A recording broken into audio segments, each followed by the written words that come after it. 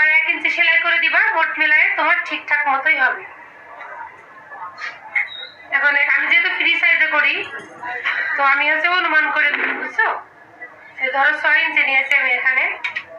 এই 6 ইঞ্চি নিয়ে যখন করবো, এটা 1 বছরের জন্য ঠিক হইতো।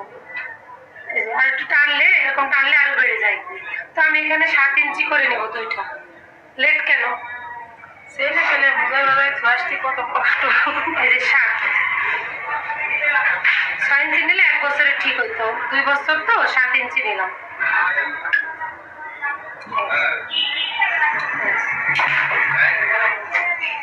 হ্যাঁ মা, উল্টাইছো মামা?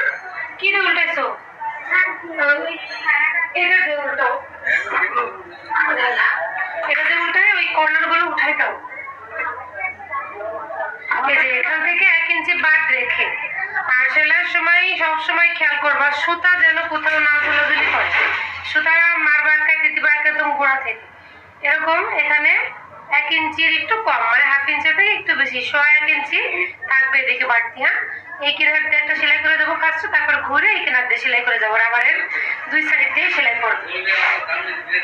আর যাদের চিকন রাবার আছে তারা মাছ বরাবর দিলেই পারো, সমস্যা নেই।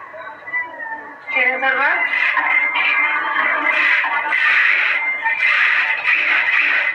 এটা যদি একটু অসতর্ক হয়ে যাও তাহলে না রাবার থেকে নিচে নেমে যাবে সেলাই, একটু খেয়াল করে দিবা।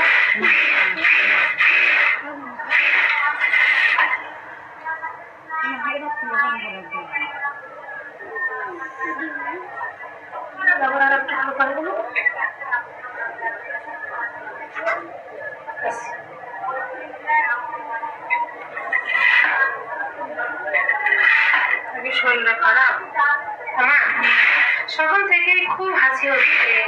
মানে ওই যে বাসা রং করেছে নতুন, তোমার ভাইয়ের সাথে ফজরের নামাজ পড়ে গেছি, গিয়ে দেখেছি আর রঙের ঘিরানটা নাকে গেছে যেই, সেই থেকে হাসি যে হচ্ছে। অ্যালার্জি, সব রঙে অ্যালার্জি, যাদের অ্যালার্জি আছে তারা তো রং টং নতুন করলে ঢুকতে পারবে না।